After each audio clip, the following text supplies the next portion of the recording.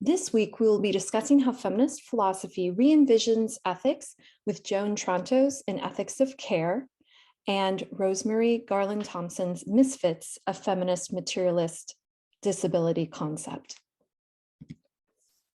Feminist philosophy questions a lot of different aspects of traditional philosophy and how it envisions what it means to be human and what it means to be in this world. One of the things it rethinks is the concept of the human person as being an autonomous, independent agent that sort of exists separately from the world as just this individual. And the idea of a human person is fundamentally a thinking thing, or res cogitans, as we say in Latin, instead of a body. Feminist philosophy also really reevaluates why philosophical thought tends to abstract from our concrete lived experiences and tries to reground ideas in our lived experience as bodies in this world. So feminist philosophy is questioning philosophy's tendency to ignore concrete material conditions that shape who we are, how we live, and what we think. Traditionally, philosophical ethics focuses on rational principles and ideas. So, as Tronto points out, often in our culture, ethical and moral seem to refer to conformity to set principles and precepts. So things like stealing is wrong or do not lie. These are supposed to be universal principles that no person should ever break. And so you know you're moral if you conform to these general principles. Ethics and morality seem to evoke big questions and possible dilemmas or conformity to predetermined codes of behavior. So in this sense, care ethics shifts how we're thinking about ethics away from general principles and ideas, rules for your actions to follow, and thinks more about our interpersonal relationships, how we actually interact with each other. That means that care ethics expands our notions of the ethical to include many of the everyday judgments involved in activities of caring for ourselves and others. Care ethics really shines a light on our everyday ethical situations and judgments because many of the ways that we interact with each other have to do with how we care for each other. And in this sense, Tronto's trying to explain how care ethics can give us a more complicated account of ethics, one that is about how to live a good life. So it's about our everyday actions, some of the mundane things that we do form judgments around, but philosophy might not have thematized yet. In making daily and thoughtful judgments about caring, people every day engage in a high moral calling. Our moral sensibilities will be greatly enhanced if we learn to think more thoughtfully about the morality of everyday life that is embodied in an ethics of care. What does Tronto mean by care, though? Why is this something that everyone participates in every day in all these little ways? Well, in the everyday use, the way we might use care just in our general conversations with each other, we often use it to mean both the sort of mental disposition we have, like concern for someone else, and we use it to describe concrete practices, activities that we do for each other that express our concerns. Tronto notes that many of the thinkers who write about care often emphasize one side or the other. They might really emphasize the mental disposition, the sort of intellectual or emotional aspects of care, and ignore the work, or they might really overemphasize the work involved in caring for people and not look at the intellectual and emotional aspects, the sort of mental disposition that care requires. In an earlier article that Tronto published with Fisher, they identify 4 phases of the process of care. There's caring about, which means you have an awareness of someone's need, and that requires certain moral aspects. It means that you have to be attentive. And so it involves having perception of needs and doing that with as little distortion as possible. So trying to really see that person's needs as clearly as possible. The second phase of care is caring for. That's where you meet a need. It requires someone to take responsibility for caring for someone. The third one is caregiving. That's when you actually meet the need through different tasks that you do. And this phase of care requires knowledge about how to care. In fact, they argue that competence is really important to caregiving. And in fact, being incompetent at caregiving can be an ethical issue. Fourth, care receiving. So this is also a part of care, is the person receiving the care, responding to caregiving. And there is a sort of ethical attitude or a way of relating to someone, way of relating to yourself that is involved here. And that's being responsive to the care that you're receiving. There are a lot of complications when we think about care. Tronto points out that care is fraught with conflict. There are more needs than can be met, so care often falls short of what needs to be done. Caregivers also have needs, and so sometimes caregiving involves sacrificing one's needs for the sake of someone else. And so there involves a sort of balancing act between the caregiver's needs and the care receiver's needs. There's also institutional issues with care because sometimes different groups involved have different needs, and those needs can come in conflict with each other, and that conflict needs to be resolved. And there's also a lot of political conflict around care. Tronto points out that a prominent form of political struggle occurs over the recognition of needs and for individuals and groups to be able to describe their needs. So part of politics is determining what needs are and how they can be met. And there's often a lot of disagreement around those conversations. And the other issue with care is that it's always going to involve power relations. There's a sort of power imbalance between caregivers and care receivers. Caregivers often can be caregivers because they have something to offer the care recipient. That can be time or energy or physical strength or many different things. And so that can create a sort of power dynamic and power struggle between the caregiver and care receiver, in particular if the care receiver feels kind of like put down by the caregiving. In these ways, Tronto's pointing out how complex caring is. Caring is neither simple nor banal. It requires know-how and judgment. And to make such judgments as well as possible becomes the moral task of engaging in care. So because care is moral, political, technical, and psychological, it is this multifaceted thing that philosophy should really explore in depth in all its complexity. And the other aspect is when we really look at care for what it is, we see it everywhere, right? Humans have needs, which means everybody needs care. But society doesn't really like to acknowledge this fact. Tronto points out that a lot of society is set up under the presumption that people are autonomous actors rather than relational beings with needs who need each other. And needs are unlimited. There are so many needs. So it can be a lot to acknowledge how much care is needed in the world.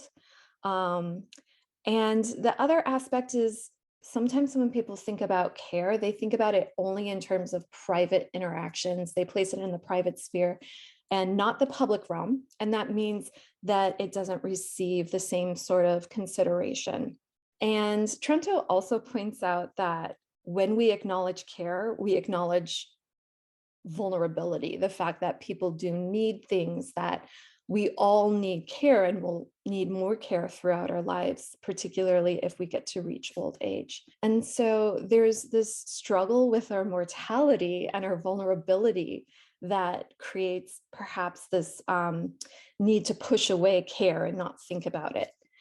And on top of that, Tronto points out the way that society tends to think about care is to mark some groups as vulnerable and needy, and they need care, like the elderly. And in that way, we don't look at our own needs as care. It's just the very needy, the very elderly, the people who have a great deal of inability to care for themselves and dependency on others, those are the people who need care, not us. And so she states that we can continue the myth of our own invulnerable autonomy. In Misfits, a feminist materialist disability concept, Rosemarie Garland-Thomson provides a particular concept of disability through feminist materialism. Feminist materialism focuses on our concrete, embodied experience in the world, the sort of material conditions by which we get to participate and build our identities and be subjects with agency. And this is meant to give an account of the sort of dynamic encounter between flesh, right, our fleshy bodies, and the world. So Garland-Thomson is helping us to understand what she calls entangled and shifting forms of agency that are inherent in all materiality. So what are we as these fleshy bodies in a material world? How can thinking through that through feminism help give us a better approach to thinking about disability? And how can disability help us to think as feminist materialists as well? Garland-Thomson goes through two concepts of disability before introducing the misfit. So the traditional concept of disability is that disability is a lack or an excess or a flaw located in the body. It really focuses on the body in a way, blaming the body for the disability. It doesn't look at the environment or the social attitudes around the disability. And in that way, it kind of ignores oppression and doesn't allow us to address social justice. The social construction of disability does look at the sort of social context and the attitudes and prejudices around disability. It describes disability as determined primarily through discourse, through certain concepts, through conversations, through ideas. And it often involves distinguishing between impairment, which is a bodily state, and disablement, which is a social process. This concept allows us to address the discrimination that the disabled face. It allows us to talk about prejudice and attitudes that form barriers, and those barriers might be architectural. They often exclude or segregate disabled people from having access to resources or social spaces. But at the same time, it's really focusing on the ideas and concepts that are socially constructed around disability, which means that its basis is linguistic. So the traditional concept of disability focuses on bodies, and the social construction concept of disability focuses on language and attitudes. Fitting and misfitting allow Garland-Thomson to form a different concept of disability. Fitting is when two things come together in harmony because the shape and substance of these two things correspond and they become one. And then misfitting is having this incongruent relationship between two things, a square peg and a round hole. The problem with a misfit then inheres neither in either of the two things, but rather in their juxtaposition, the awkward attempt to fit them together. So this is what it means to misfit, is it's not simply one object or the other, it's not simply a body or the environment, it's both, it's how they come together, it's their dynamic. And on top of that, when we talk about misfitting, there's the idea that there is probably a better fit, right? If we change something, then the misfit can fit. So when the spatial and temporal context shifts, so does the fit, and with its meanings and consequences. So this concept of misfitting can be very dynamic. It is both spatial and temporal, and it's contingent and can change. The reason why this concept of fitting is so important for thinking about disability is that we have this dominant cultural story of what it means to be human, what it is to have, develop as a human in this world. And it has to do with fitting into the world as it is. And this world is shaped around this concept of what it means to have a sort of generic body, what a human body should be like. And it assumes that our shapes as humans are stable, predictable, and manageable. So Garland-Thomson points out that one of the hallmarks of modernity is the effort to control and standardize human bodies and to bestow status and value accordingly. So there's all these value judgments around bodies, and fitting is very important. Our bodies and our stories about them reach towards tractable states called normal in medical scientific discourses, average in consumer capitalism, ordinary in colloquial idiom, and progressive in developmental accounts. So think about the way that you move through the world and all the different ways that you fit or do not fit into the different spaces and practices that you belong to. And think how often you see people praised for fitting in, for achieving this sort of standard or concept of normal. Thinking of disability through the concept of misfitting allows us to move past either the traditional concept or the social construction concept of disability because it addresses both the body and social conditions. And it does it in a material way where it is focusing on the dynamic between the body and the world. How are disabled bodies in a world that was not made for them and does not fit them? And how does that involve excluding them from social spaces or segregating them? So in this way, the misfit concept of disability grounds its analysis in our concrete material world and not language or attitudes like the social construction of disability. It's not simply a matter of changing our attitudes. It's this entire dynamic of how we've set up a world for bodies. And so the misfit concept of disability really is thinking about reshaping the world to fit a greater variety of bodies and moving away from this sort of imaginary, normal, or standard concept of the body that a lot of our world is shaped to accommodate. So as Garland-Thomson points out, one of the fundamental premises of disability politics is that social justice and equal access should be achieved by changing the shape of the world, not changing the shape of bodies. So the misfit concept of disability is emphasizing context over essence. It's not essentializing disability. It's not placing it in the body. It's also emphasizing relation over isolation. The concept of misfitting is a dynamic between multiple things. And it also talks about mediation over origination. It's not trying to locate what is the origin of disability. It's trying to think about how do we mediate in the situation of misfitting. Misfits are inherently unstable rather than fixed, yet they are very real because they are material rather than linguistic constructions.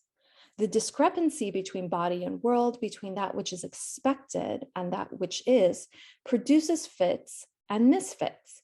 The utility of the concept of misfit is that it definitively lodges injustice and discrimination in the materiality of the world more than in social attitudes or representational practices, even while it recognizes their mutually constituting entanglement. So misfit allows us to address injustice in this very concrete way. Misfitting obviously creates all sorts of issues for the person who doesn't fit into the way the world is designed. At the same time, Garland-Thomson points out all these ways that misfitting allows greater awareness. She states that it ignites a vivid recognition of our fleshiness and the contingency of human embodiment. So there's a way that the misfit understands flesh, understands human embodiment, understands just what it is to be a person in the world in a different way. And fitting, right, fitting into this world, kind of going through it without friction, allows one to be anonymous, which has a lot of social capital to it when you don't stand out. When the world fits you, there's a lot of privilege in that. But at the same time, Garland-Thomson points out that it can make people complacent about social justice, and it can desensitize them to their sort of bodies and the material experience of the world. So Garland-Thomson points out that when we fit harmoniously and properly into the world, we forget the truth of contingency because the world sustains us. And so there's almost a way that the misfit is more attuned to the world because of the ways that they experience their materiality. They're more aware of it because of this sort of disconnect between the way the world is set up and the expectations of the world and the way their bodies engage with the world. From these two readings, we can see how considering disability helps us to rethink all these different aspects of our sort of patriarchal society: vulnerability, need, care, emotions, embodiment, all these things that are often denigrated in philosophical discourse and by patriarchal values, we see have to be discussed in feminist philosophy, in feminist care ethics, and in disability ethics. And in this sense, we can see how much ableism runs through our sort of patriarchal world. So the definition, the working definition that Talila Lewis provides of ableism helps us to see all these connections. Talila Lewis describes ableism as a system that places value on people's bodies and minds based on societally constructed ideas of normality, intelligence, excellence, desirability, and productivity. These constructed ideas are deeply rooted in anti-Blackness, eugenics, misogyny, colonialism, imperialism, and capitalism. This form of systemic oppression leads to people in society determining who is valuable and worthy based on a person's language, appearance, religion, and or their ability to satisfactorily reproduce, excel, and behave. Right? So people's values have so much to do with how they fit into the way the world was created by people with power. And in this sense, you do not have to be disabled to experience ableism. Thank you so much for listening. I'm very excited to hear your thoughts on feminist care ethics and feminist materialist theories of disability.